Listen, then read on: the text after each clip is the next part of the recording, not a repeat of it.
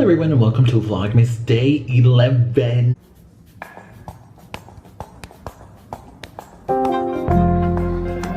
Today's video is definitely hold on.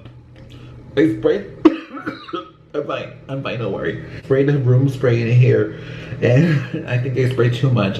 Anyways, I mean, that's how I felt listening to this. But anyways, today's video is definitely not something I planned on releasing today. I was gonna release a nice, simple makeup tutorial, you know, just show you nothing but give you everything at the same time. And then at 5 in the morning on Thursday, I was woken up to tons of notifications and I didn't know what the hell they were. And then I started noticing it said Taylor Swift just posted a photo for every single one of those notifications. I was like, okay, maybe it's like the Exile music video or maybe the August music video. I'm excited either way. And then nothing, it said nothing in either one of the pictures. So then I went to Twitter and then she announces her 9th album. Number 9.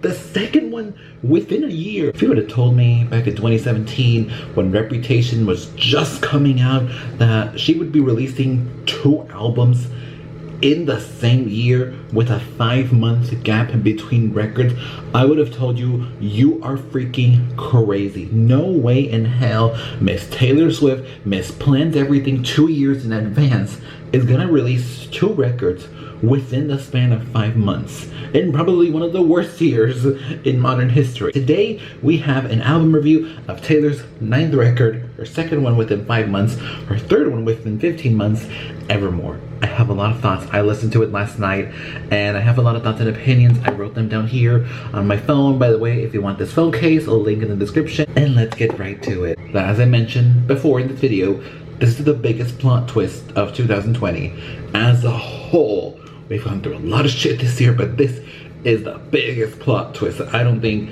anyone expected, especially not a single music lover, just anyone who likes Taylor in general, expected her to release another album within the span of a year, and her 3rd one within the span of 15 months. This record definitely brought back the surprise and the special nature of a surprise release. I remember the first ever unexpected release was actually 7 years ago during this time when Beyonce released her self-titled record. And I remember just being, I was at the mall buying Christmas clothes that day, and all of a sudden I checked my phone leaving the mall and hundreds and hundreds of notifications on Twitter of the world just going bonkers over the fact that Beyonce released a full body of work, and not just a full body of music work, but a whole visual body of work at the same time, and people lost their marbles when that happened. And ever since then, there's been so many artists that have replicated the same technique of releasing something without any promotion, without any buzz, without anyone expecting anything, and some have been successful, some have completely failed. But ever since Beyonce did it and more people did, the idea of a surprise release lost its magical touch.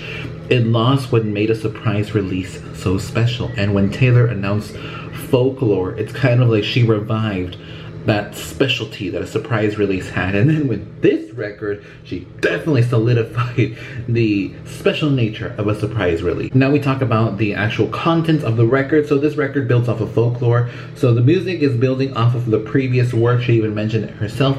This is like Folklore's sister. Like Folklore is for spring and summer, Evermore is for fall and winter. And when she said that without even having heard anything, I kind of disagreed with her, because I was just like, oh, well, Folklore has much more darker imagery. You know, all of the pictures are in black and white for Folklore, whereas with Evermore, there's a lot more color. The pictures are a little bit more colorful. And then going into the content of the record, I was like, oh, okay, yeah, she's right. She's right. This record is by far her most experimental album of her entire career. I don't think she's ever gone this deep with artistry, with lyricism, sonically. I don't think she's ever experimented with the music she's experimenting with right now. This record is her most lyrically and sonically challenging work to date. I think this is the type of music I love, and this is why I love making music myself. This is why I love listening to music myself, and this is why I love the artists that I love. I love when an artist requires you to listen to the work more than once, because then, well, first of all, it's good for them because more streams, more sales, you know, but also at the same time, it just goes to show the complexity of the work they're putting out there in the world. And it just goes to show that there is still great music out there in the world. I know that, you know, there's a lot of saturation in the music industry with people who think they're singers and they're not really singers making music. And then we have once in a generation artists like Taylor Swift who create a body of work that is complex, that is not, you know, you put it at face value and what you see is what you get. This is a body of work that is made to be listened to a few times, and I listened to this record 2 times, and even then, I still don't know the true meaning of a lot of these songs. But lyrically, just taking the lyrics at face value, taking the music at face value, even then, you can notice the complexity of the work, and you can tell that this is something that feels like it's taken so many years to create and to craft, when in reality, it took 5 months to make, 5 months to completely build and do and create. And I guess that's a testament to her genius as a songwriter, her genius as an artist overall. A lot of people definitely predicted of what her 9th album could be, and would she ever go back to pop music, or is she gonna go to country? Obviously people are still, you know, anticipating the re-recordings of her past work, but I think that, you know, TS9, for the short-lived time we predicted things, I think it surpassed every short-lived expectation for what this record could be. I think within the short amount of time we were able to predict what her next album could be, I think she surpassed every single expectation. And what I love about this album with every single song is that it creates a vivid image with each song, and each song is a different story. And it just, like I said previously, it's a testament to how much of a genius she is with her songwriting. I know some people might debate that, some people might say, I don't think she's a genius. That's your opinion. This is my opinion. It's beautiful just how vivid each story is with each song, and I think that's where she really excels with songwriting, is creating a vivid story. It's creating a vivid image. It's creating a song that you don't necessarily need a music video for. It's a song that you close your eyes, you listen to the song, and she just paints the picture of what a visual would be for this song. And that's really beautiful, and that's something that not a lot of people in this industry can do. I always said in the beginning that I think she excels in pop music, but I think she proved me and a lot of people wrong. This is where her genius is rooted within this industry. It's through this type of music, and I think this record is the perfect continuation to Folklore. I mean, you could easily listen to this entire era of work. You can go from the one all the way to Evermore, or I mean, if you have the physical copies, you can go from the one all the way to It's Time to Go. And it's sure, it's like around 2 hours of music, but you listen to the whole thing from start to finish and it feels like a flash. And when an artist can do that, when an artist can create a body of work that is as lengthy as Evermore or Folklore, and it feels like it was just a flash, I mean, that's when you know you were entertained. That's when you know someone made a good body of work, when you don't feel like time is going on for too long. I even wanted there to be more music, which there is, but I haven't heard it yet. And I don't think anyone else has heard it because it's only in the physical copies. I said this about Miley Cyrus's Plastic Hearts. I'll say this about Taylor Swift's Evermore, 2022 Grammys contender. Although seeing how the Grammys were this year, well, for next year, who knows? They might get snubbed like The Weeknd did, which if they do, that would just be a crime. That would just be a crime with a lot of bodies. To top things off, this record and this project, the Folklore, Evermore, Woodvale, who knows?